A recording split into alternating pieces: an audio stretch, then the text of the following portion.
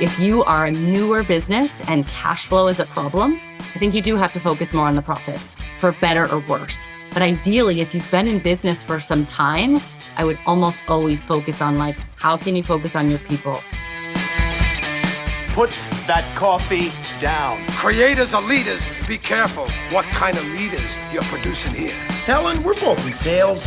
Let me tell you why I suck as a salesman. They realized that to be in power, you didn't need guns or money or even numbers. You just needed the will to do what the other guy wouldn't. I'm not leaving. The show goes on.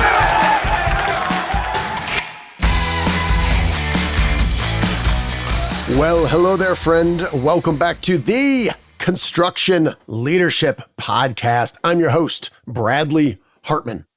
I'm thrilled to bring to you today my conversation with Krysta Van Ranst. She is the founder of Building People, a leading construction leadership and development consulting firm that connects companies with innovative learning and development solutions that begin by investing in people. Krysta launched her company in 2020, and in her first year of business, she translated her passion and sense of purpose in the construction industry to over $5 million in grants for her clients and decreased losses by over $700,000. Now, because talking about grant writing is a very boring subject, I'm not going to go into it very much. What I will say is there was a moment in time where I had several clients tell me, Bradley, if you looked into writing grants through governments and other philanthropies, you can get money that could be applied to training to help our organization. And I said, yes. How hard could that be? Turns out, incredibly hard. It was a giant waste of money, and I promised to never do it again. And this only speaks to the talent and expertise of my guest, Krysta Van Ranst. Krysta attended the University of Albany, mascot, the Great Danes. Are you kidding me? I did not know this. This made my day. There's a university whose mascot is the Great Danes. And if you think about it, kind of genius. The word great is already built into it. They better be good at sports. And no, I did not go down a rabbit hole just to see how good or poor they are in athletics. Krysta spent 4 years at Suffolk Construction. She worked her way up and developed their learning and development department before moving on to TripAdvisor, where she served as their senior global learning specialist. Krysta then returned to the construction industry, working for Delbrook, JKS, one of the largest and fastest growing construction companies in the Northeast, and she served as their director of learning development and then their director of talent, teams, and culture. Krysta knows construction. She knows how our people think and act and how they learn best. In this episode, we talk about onboarding, the importance of progression planning, and she shares some incredible insights as you think about people versus profits, which are both incredibly important as we continue to experience some uncertain economic conditions.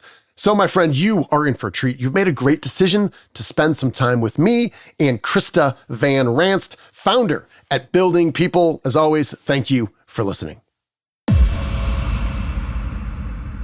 So, Krysta Van Ranst, welcome to the show. Thank you for having me. Yeah, I appreciate you making time. And Krysta, you said something very interesting that I thought, let's just jump in right here. You mentioned there's a time in an organization's growth period where good things are happening. They recognize the need for leadership training, or they think they want that.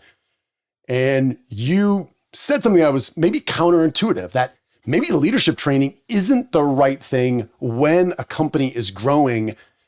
It immediately has me thinking, so let's just talk about that. Maybe what might the conditions be when a company is growing where leadership training might not be the best investment? Yeah.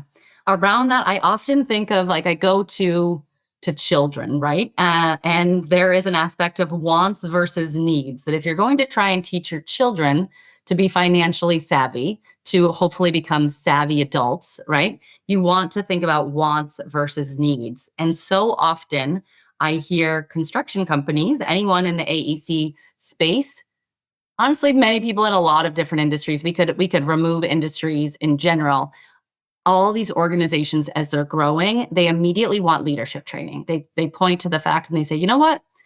This is what our issue is. We need leadership training. And there is an aspect that, yes, that's right. Your folks have grown from individual contributors to managers. And so they have not necessarily learned how to manage people. They've just learned how to do their tasks and their roles and responsibilities really well. And now they're managing folks, and they probably are going to have to manage them differently than they did it. Right. And so it is a quick, like, yes, you're right that might be a want, and it also might be a need. But more than likely, there are also these other needs that organizations have that they don't necessarily think through. And those other needs are all an operations plan for your people. And that consists of like onboarding, ensuring that you're getting your folks up to speed quickly. It consists of continually educating them around any new technology, any new products, any new skills or systems or sets of, from an HVAC perspective, MEPs, whatever the case may be, to growing your folks. And then that does have the leadership aspect associated with it.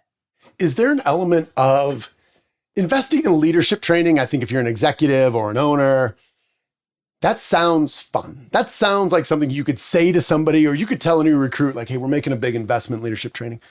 If you tell somebody, you know what, with all the growth we've had, you know what we're really doing? We're really taking a hard look at all our processes and really examining the processes that made us grow to get it to this point. Maybe these aren't functioning anymore. That sounds a lot more like work. Maybe answer this question, Krysta, for me. What does this conversation sound like with an executive when you're saying, hey, needs and wants? How do you start that conversation with someone who says, hey, I really want to invest in leadership training? And you're like, I think you've outgrown your processes, and here's the immediate next step that we can do. What does that sound like in your day-to-day life consulting? Yeah. So the people operations piece is definitely not sexy, to put it to just be very, very clear, right? And the leadership piece is, and the way that normally works is looking at major losses. And oftentimes that's looking at like general conditions, or where are you having expenses that you didn't anticipate? And if you could reduce those, would that be of interest to you? Right? Like at the end of the day, there's the leadership piece that has a little bit of the excitement. The other excitement from a business perspective is saving money. And so that's where I tend to immediately hit to of like, hey, if on this last project you had to do X amount of rework, and if you associate the fact that you've got to do that on however many number of projects, that's expensive. What if you could do less of that? What if you didn't have to continually have your guys and girls go back to that job site and spend the money on the materials, but also on their time? Maybe you have to spend a little bit up front. What if we could reduce that by 25%, including that time that they're spending up front? People are usually like, all right, I'm in. Mm-hmm.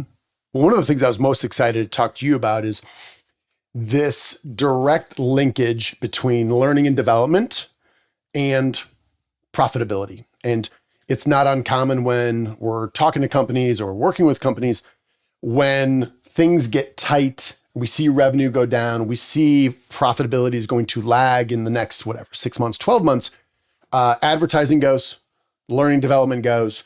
And we're like, well, those are nice to haves, and those are going to have to go down. I know, because some of them I'm very close with. This is part of the mentality we're trying to change and understand. The learning and development and the training of your people is directly reflected in their performance. Maybe just talk to me about some of these early conversations when folks think that learning development, we'll just leave it there, is something that it's extra. It's something nice to have, not directly related to the bottom line. Yeah, I think that is the way that a lot of L&D or HR folks have positioned it for a long time. They haven't connected with the business enough to really say, hey, this is the value add that learning and development is going to provide to your organization. And I want to prove it to you, right? And I want to prove to you, so give me some metrics. A lot of organizations also don't measure a lot of those metrics. When I ask, I am always amazed when I say, hey, What are your major losses? Whatever your, like, from a warranty perspective, give me that line item. Not everybody has it. They don't have a general conditions or G&A budget necessarily. And so it's like, well, that might be the first step. Maybe learning and development where you're not ready for, because you've actually got to get some of those ducks in a row. But it's usually an eye-opening experience as to how much is currently being spent that could be saved. The other piece is, and that we experienced in the last 4 years, is the drastic change from an employee perspective, right? We are at a place now. If we look back 20 years ago, right, it was a situation where there were plentiful jobs. And so you just plugged a person in. If they weren't good, you fired them and you plugged another person in, and you could probably find them on 10 different streets if you're driving down, right? Maybe a little exaggeration there, but that's not the case anymore. There is more work than there are workers. And so we need to find a way for our folks to be more agile, and also that we're going to have to train them up, because there's no one just sitting in the rafters waiting to play anymore. And so it is now no longer a nice to have.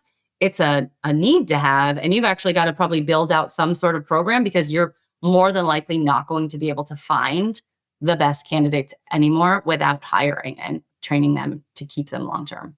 I talked with a client the other day that he's like, my biggest struggle is people, right? I have a 30% retention rate, and it's because the people that come in, they can't do the job. And so if they can't do it in 7 days, I go onto their project and I have to do it. And I'm like, well, that seems like a scalability issue, right? Like, you're not going to be able to scale if you have to continually keep jumping in and doing everyone's work. You've got to be able to build out a training program so that you don't have to do that.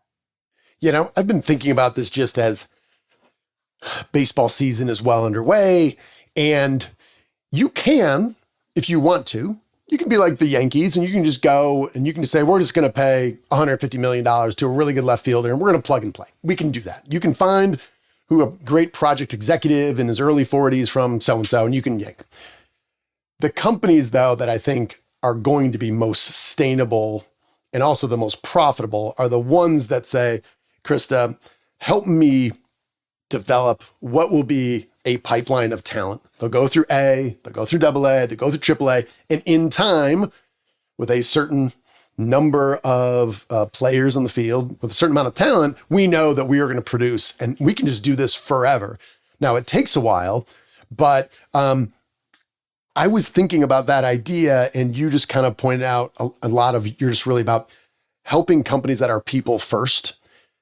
I've never heard an executive leader say, you know what differentiates us, Krysta? We are people second. Really, we're all about the money over here. We want to swim in pools like Scrooge McDuck, full of coins, and, the people, whatever. The people aren't me. I'm in this to make money. Most people, I think, are good people, and they want to say they're people first. When you get the sense, or maybe you talk to people on the team and this is not accurate, what are the initial questions you might ask, or how might you go about revealing to leaders that they might say they're people first, but they are not behaving or leading in such a way? I can tell you, I had a conversation with an organization that was not people first. And the conversation we were talking around training and opportunities, and they said, and it was around training grants and getting them a training grant so that they could help fund their training initiative. And they said, can the training pay for our employees' hours while they're being trained? And I said, no, you have to pay your people their salary or their hourly rate while they're training. And they're like, well, then it's not going to happen, because that's just too expensive. And I don't want to pay for our folks when they're not on the job site. And that was, to me, that's a big flag. I get that your folks are expensive. They're expensive because they know what they're doing, right? And they're qualified folks. And if they're not, then there's an opportunity there to qualify them to be able to make the funds that you're paying them, or that they maybe should be or want to be making down the line. Are there any other indicators or common phrases you'll hear that are similar to that as soon as you hear, it's like, ding, ding, ding? That's exactly what I'm talking about. Another indicator for me is they're like, listen, we want to do like one training a quarter, And we want it to be a boot camp, and that boot camp should be for no more than 45 minutes. I'm like, great. We will provide you with hundreds of hours of boot camp worth of information in 45 minutes 4 times a year. And that will solve all of your problems. We're good. What we're talking about is magic. Krysta, Yeah. Can you perform magic? Yes or no? Yeah. No, we cannot. That's fantastic. Let's talk about your people model. I'm going to tee this up. I'm going to let you run through it. I do want to give you a heads up. I am uniquely interested, and we've touched on one a little bit. I want you to go into a little bit more detail than the others if you can on onboarding and what you have on your website, just about progression planning. I think is such a huge need in our industry. But maybe for me and the audience, just start from a high level with your people model. Yeah. So the name of our business is Building People. So of course we would have a people framework, right? And so that is an acronym, and the P is around providing professional development company-wide. So that may mean, obviously, you're going to focus on the areas, the employees that you have the most of, whether that is laborers or whatever the title that you are giving your folks. Operational folks are more than likely that those folks. Focusing on their priorities first, and then being able to sprinkle in any of the non-operations folks after that. The E stands for employee growth planning. And that truly may mean, how can you grow someone from the most junior position that is in your company to the most senior position in your company? What career path may they have to take, or what opportunities for multiple career paths could they take to continuously grow in your organization? And so it's thinking about that from a company perspective to say, okay, if you're all the way at the bottom, you're the lowest man on the totem pole, here's what you're going to have to do. The reason that is valuable is so that your folks are interested and they see that you have a plan for them in the future, and that they shouldn't just continue looking elsewhere and bouncing around because they don't know what opportunities they're going to have. That is when you find that people will leave for like 50 cents more. And You're like, no, like we've got, our benefits alone are more than that. But sometimes they're not always seeing that. You need to educate them on that aspect, and you need to show them that there's value in the future and that you are going to keep them on for the long haul. Because I think people have lost a lot of trust in organizations over the last many years from people just continuing to like lay off and then hire and lay off and hire. Also going to that people first perspective. The O is for onboarding. And as you mentioned, wanting to focus on that. So I think about onboarding not just as a 2 or 4 hour half day on their first day so that they can fill out any sort of HR paperwork and legalities, get them in their system. I think of it as, how much are you spending on your average new employee, and how much are you spending on rework for them within the first 30 to 60 days? What is the chances? What is the likelihood? How long did those new employees tend to last? Or do you tend to find out that they're not the right fit? And what could you put in place? What could you build out to drastically reduce those costs, right? And so if you think about it as like, okay, we are regularly, a new person comes in and we regularly have to spend $4,000 on rework for that person in the first month or two, because like having them go back to that job site on time and materials. Maybe you want to spend $2,000 up front, which I know will seem like, whoa, why would we do that? We don't necessarily know if they're going to make those mistakes. I'm sure if you look back at some of your past data, even just in your mind, like, okay, how much did we spend on these last couple of hires? You can probably see that there could be value in putting some of those funds up front.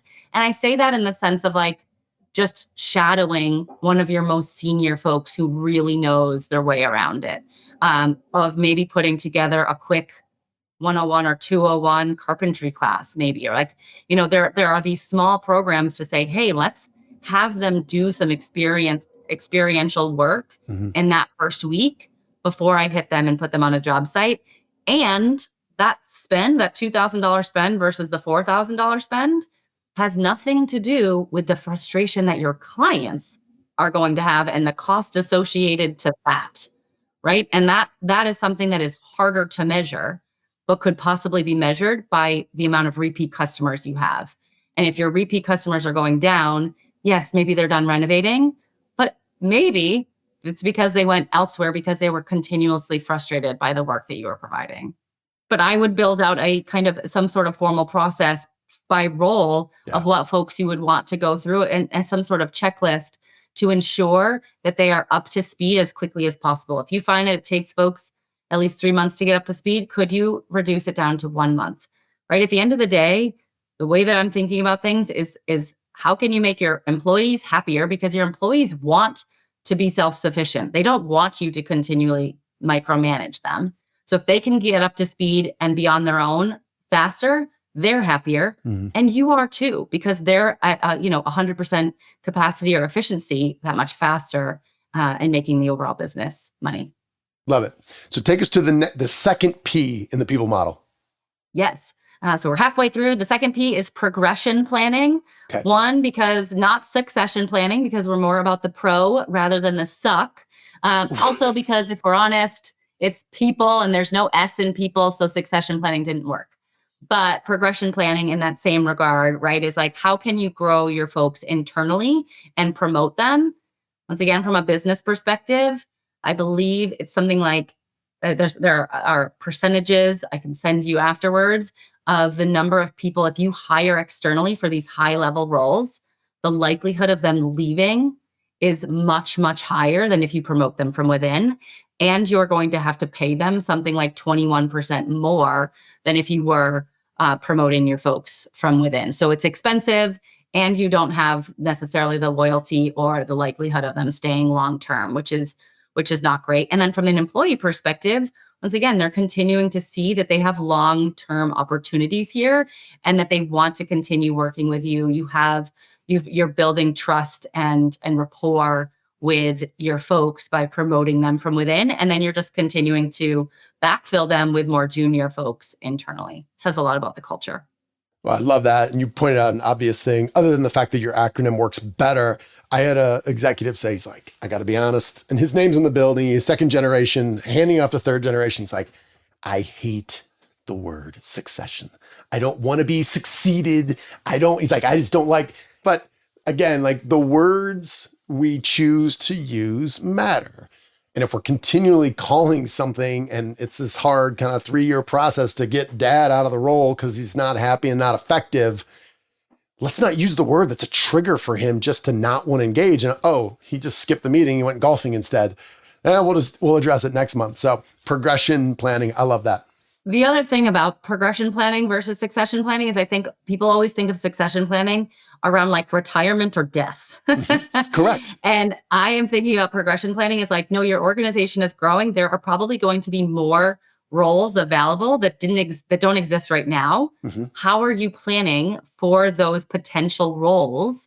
And who are you thinking of grooming internally to be able to take that? Even if you always stay as the CEO or vice president or whatever the case may be, ideally, some of the responsibilities are going to trickle down to more junior folks now because your role is going to get bigger as you grow. That current VP role, you're going to have to remove some of the tasks and responsibilities that you have. So just to add it there. That is wonderfully said. Take us to the L.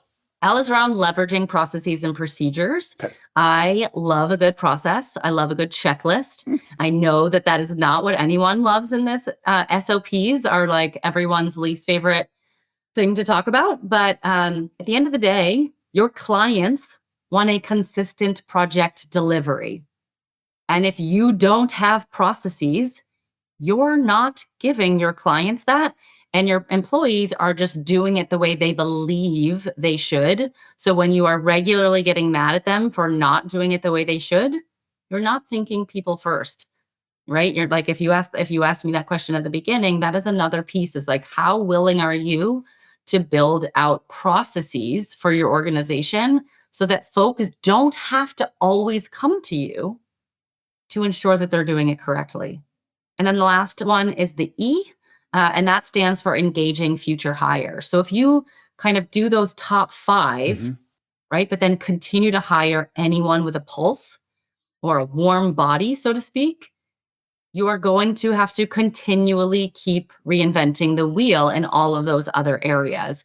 Whereas if you are focusing on like taking advantage of those top 5 and utilizing it and thinking, okay, now how do I really ensure, how am I like leveling up and ensuring that the people that I'm hiring have what it takes to be here and are excited about that? And how can I kind of test them at the beginning? How can I maybe educate them a little bit on the business to ensure that they're the right fit and maybe even opt out of this interview process? And so that is what that engaging future hires piece is all around. It's very helpful. For folks that have listened to this and are nodding along like I am, and as you're talking, your willingness to build out processes, I feel we have crossed in our organization some imaginary plateau where now many of the processes that we have don't work. And they're coming to me and I'm like, oh, just use your head, just do this and this. And then I'm thinking, you're right. It's a checklist. Let's put together a checklist. What works now? How do we test it? I'm giving you ownership. I trust your judgment. Go do it. But that's on me. I got to slow down, stop what I'm doing. And if you're not willing to do that, what I heard is I'm not acting people first, Krysta, which doesn't make me feel good, but is motivating. But really it doesn't have to be a checklist. Like you don't have to think, oh God, this is going to take me like 7 hours to put together. Yeah. Right. Like you could say, that person comes to you and asks, how do I do this thing? You could be like, you know what? Let's jump on a Zoom or a Microsoft Teams meeting. I'm going to walk you through it and I'm going to record the meeting. Mm-hmm. And then we need to upload it somewhere in a shared drive or system or a Word doc or anything so that the next person that goes to do it can watch that video and you're done. Mm-hmm. You could even get it if you want it. There are so many AI tools out there now. You could have that recording transcribed quickly so that someone could read through it and you could format it a little bit more appropriately. AI could probably do that for you. We've done that plenty of times for our organizations, for our clients, but it doesn't have to be fancy. I'm not saying it needs to be fancy. A recording of how someone can do it so they can do it that first time or that second time or that third time so that they just get those reps in and then they'll be good to go. Well, I'm always trying to think, and I'll remind myself, and it feels like this big thing and I'm procrastinating, is what would this look like if it was easy? And that's just what I heard from you is don't overthink it. Just jump on Zoom. By the way, trust your employees. They're smart. If you talk to them, you record it. AI, now all of these now have AI where they can give you the kind of the next steps and maybe they're only 85%. It's possible that 90% of this could be done within 30 minutes or an hour. Yeah. So I think that's just an incredible reminder, which is the way that you're thinking about it, Bradley, that might be the hardest, most convoluted way to do it. That would take a month. What would have to be true if you could do it in 30 minutes or 60 minutes? So I don't know how many of your folks use Procore. That would be for the like commercial construction folks. But prior to, they have now a training center. Prior to that, I made 102-page step-by-step on how to use Procore, right? And so imagine how long that took. And now it's just all in their system. Yeah. And there's like when their system gets updated, I don't know how it works in their end, but it's all updated in their system and no one has to go and edit all of that out. That the time and money are being drastically saved. And there are amazing systems out there to be able to take advantage of so that your folks can be consistent without it being a miserable experience. Yeah. All right. I got 2 last questions for you. Both of these I know you like. I think both of them could occupy the next 8 hours of our lives together, which I would love to do, but I can't. Either can you. My friend John Vaughn, who's been on the podcast before, he just posted something on LinkedIn that I shared with you. I said, I'd love to get your thoughts. And I think you said, I could talk about this forever. It was like this idea between people and profits. And how do you think about both of them? And some people think these are trade-offs, but we're having a lot of organizations now and have been for maybe the last 12 months or so, maybe a little bit longer than that, have been forced to really reckon with businesses slowing down, interest rates are higher, the cost of capital is higher. How do we hit our targets? Well, we're going to have to lay some people off, and we're already planning on who we're going to lay off in the future. I'm just going to tee this wide open for you. After reading that article, what comes to mind first and foremost, if you could kind of distill this down into something to kind of close out this episode with the leaders that are listening? Yeah. I mean, at the end of the day, you like any of you as leaders, it is a business, right? And so I understand I can't be just the person saying like, it's all about your people, screw profits and just like drive your business into the red, right? Like that's not realistic. However, there is an aspect that your people are driving your profits, right? And without them, you can't continue to grow. And so I think it's really, really important that if we started it with wants versus needs and thinking about children and their financial wants versus needs, I don't see why we wouldn't want to end it with wants versus needs. And you maybe want a certain profit margin, but I think it's also important to see what you need your profit margin to be. I am hearing organizations I've heard some organizations this year in 2024 and maybe into 2025 that their goal is focused on like breaking even. So they're not going to have huge profits, but they know what is coming.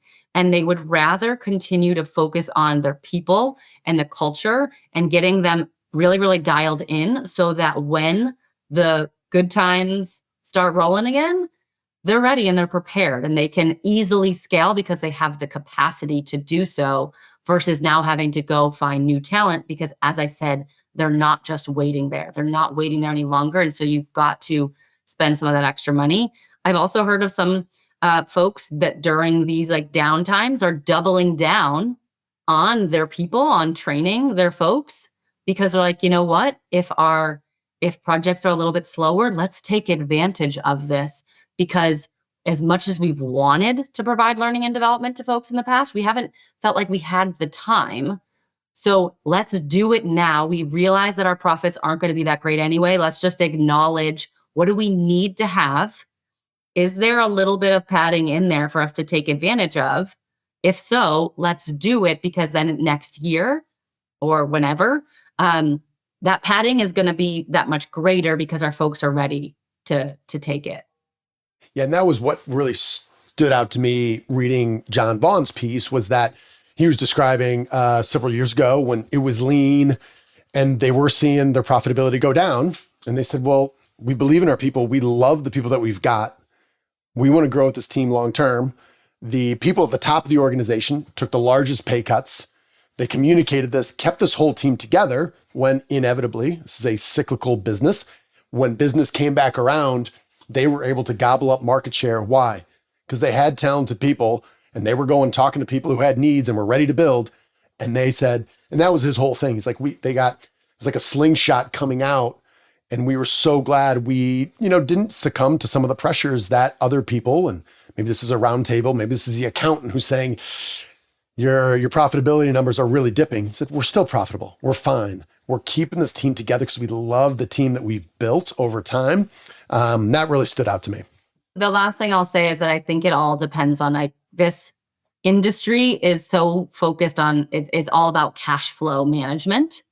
And so as long as if you are a newer business and cash flow is a problem, I think you do have to focus more on the profits at that time for better or worse. But ideally, if you've been in business for some time, you ideally have built up some cash flow. And if that's the case, I would almost always focus on how can you focus on your people and maybe worry about those margins dipping because like you said, it will help you down the line. You'll be ready to go if your folks have that capacity, they're trained up versus having to be like, okay, great. We've got all these new projects and now we have to hire 4 more people, 6 more people, 18 more people. That's a lot of work and it's not going to be quick. It's going to be painful to have to hire all those folks and hope that they work out. Yeah, that's so well said. And the idea of cash flow. And I think some of this is also helping your team with some business acumen. There are a lot of incredibly successful companies. We all know Amazon comes to mind who were not profitable somewhat deliberately for decades. Why? Well, they had a really good cash flow model and really understood what are the metrics we're focusing on. And maybe that's, hey, we really want to make sure we have a margin for error on cash flow, but maybe profitability isn't the metric. Now, we may or may not choose to tell our entire organization that, but that's how we're going to keep this team together. But it's, I think, just being agile and really understanding what are we trying to do. At the end of the day, this whole industry, it's about people. Last question for you. I know you don't say this, but I get the vibe. Me too. Feel like you're a bit of a book nerd. All right. I'm going to give you a person. I'm going to describe them. They are, it's Sam. Sam is, call it 45. Sam is on the cusp. Maybe hopefully in 3 or 4 years, we'll be looking at potentially entering into executive leadership. They oversee, call it a dozen people or so. They're just really starting to understand themselves and really leadership. Would you recommend any book that comes to mind? Maybe it's a recent book you read, or maybe it's something that you read in your career that really made a big impact. Any book that might stand out that you'd say, Sam, this is the book, Understanding You. I didn't give you too many details, but what might come to mind? I'm looking over at my right, because that is where my bookshelf is. I think that's a really, really good. Are they currently leaders, or they are going to become, like, are they currently managers or leaders, or are they going to become them? Good question. So they are going to, here in the next few years, really kind of ascend to say, the C-suite or close to it. Right now, they are leading, they are managing, but it's a relatively smaller team, but they're ambitious. They want to grow. Yeah. There is a book, his name is Ryan Hawk, The Pursuit of Excellence. I think he has a podcast called The Learning Leader. And he really just takes a lot of excerpts from folks, successful entrepreneurs and business coaches and the like. I just think there's a lot of really, really good little tips and tricks in there. The other book that doesn't necessarily pertain to leadership, but I think that would be really important for a Sam type person that is going to be on the leadership team, is Unreasonable Hospitality. And I say that because I am feeling very strongly right now that this industry needs to improve on their customer experience process and their concepts.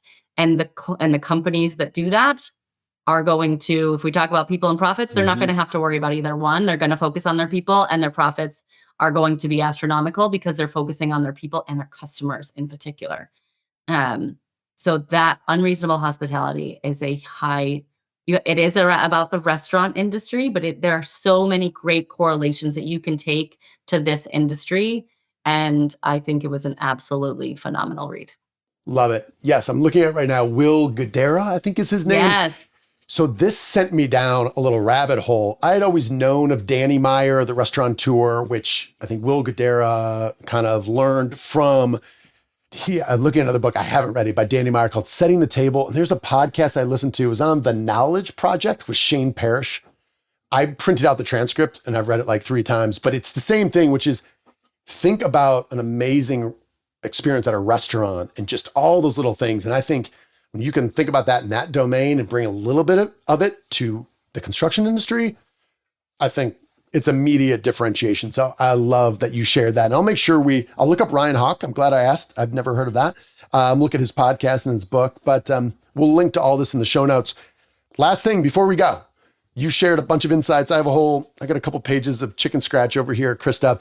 Can you make it really obvious for people that got value from this, or you got their wheels turning, where they can reach out and learn more about you and about building people and everything you guys are doing? Yeah. So definitely feel free to connect with me on LinkedIn. It's Krysta is Krysta Van Ranst. My mom had to be different. And then feel free to also connect with us on our website, which is Building PPL. It's people without the vowels, buildingppl.com. Wonderful. And we'll link to that in the show notes. Krysta, thank you. This was a lot of fun. Awesome. Thank you for having me. All right then, friends. How did that go? Hopefully you enjoyed my conversation with Krysta Van Ranst. I think as our industry continues to move through some uncertain times, we are going to be having more and more important discussions about talent and investing in talent and the risk and reward when our industry, so many organizations feel very comfortable. The minute there is some economic tightening, we just start cutting people. And inevitably, this is a cyclical industry. When the industry comes back, those teams that have lost all their talent struggle to regain that momentum. There's no silver bullet.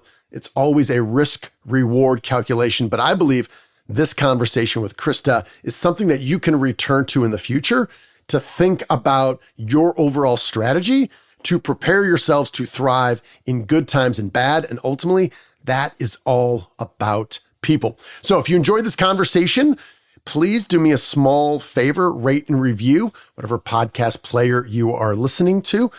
This makes a big difference to us as we try to grow our audience and bring our construction community closer together to build more profitably, safer, and have more fun building America. All right, friends, that's all I've got.